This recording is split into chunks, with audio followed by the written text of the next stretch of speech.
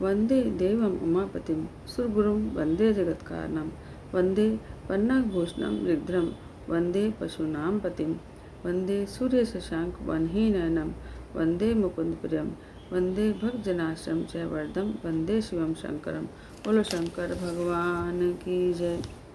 नारद जी बोले, हे वक्ताओं में श्रेष्ठ ब्रह्मा जी, पार्वती जी मैना से कैसे उत्पन्न हुए और उन्होंने दूसरा तप कर शिव जी को वर के रूप में कैसे पाया।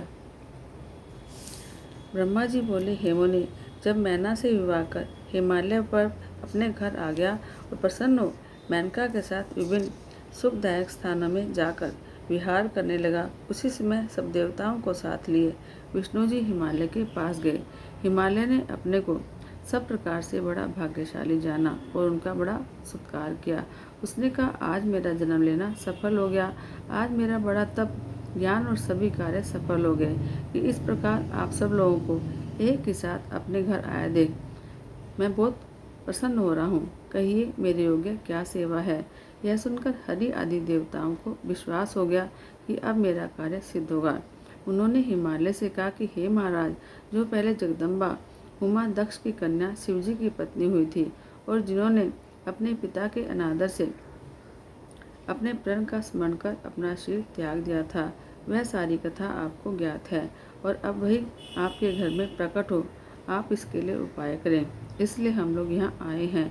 ब्रह्मा जी कहते हैं कि हरि आदि के ऐसा कहते ही हिमालय ने तथास्तु कह दिया, ऐसा ही हो कह दिया।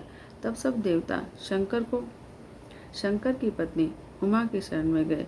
एक अच्छे स्थान में बैठकर जगदम्बिका को याद करने लगे।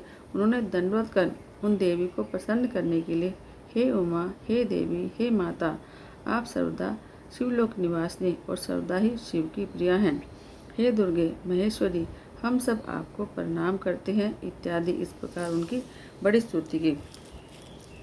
जब देवताओं ने इस प्रकार स्तुति की तो कष्ट निवारणी दुर्गा देवताओं के सामने प्रकट हो गई। उनका अपूर्व तेज था। सभी देवता उनकी स्तुति करने लगे। हे माता, क्षमा कीजिए। हे शिवे, अब सनत कुमार के वचनों को पूरा कीजिए। हे देवी, अब तुम फिर पृथ्वी पर अवतार लेकर शिवजी की पत्नी बनो और अपनी अद्भुत लीला से देवताओं को सुखी करो। इससे कैलाशवासी शंकर जी भी प्रसन्न हो गए और सभी का दुख दूर हो जाएगा। देवताओं की इस प्रकार की प्रेम और भक्तिपूर्ण विचारधारा को सुनकर शिवा प्रसन्न हो गई। उनके सब कारण विचार कर अपने प्रभु शिव को याद करती हुई देवी उमा ने हंसकर देवताओं से कहा, हे ब्रह्मा विष्णु मुनियों देवताओं, तुम्हारे दुख दूर हो, मैं अवश्य ही पृथ्वी पर पूर्ण अवतार लूँगी। इसके और भी कारण हैं।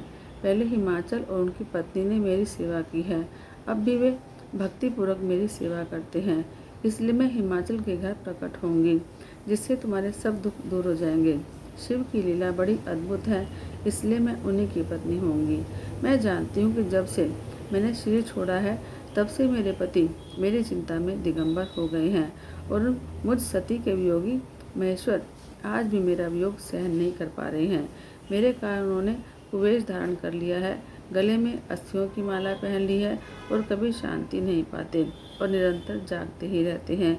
वे रुद्र मेरा पानी ग्रहण करना चाहते हैं, अतः मैं हिमाचल के घर जाकर अवतार लूँगी। अब तुम सब अपने अपने स्थान को जाओ और शिव जी का भजन करो। उमा की कृपा से निस्संदेह तुम्हारे सारे दुख दूर होंगे। यह कहकर वह विश्व माता अपने लोक को चली गई और देवता भी अपने धाम को चले गए।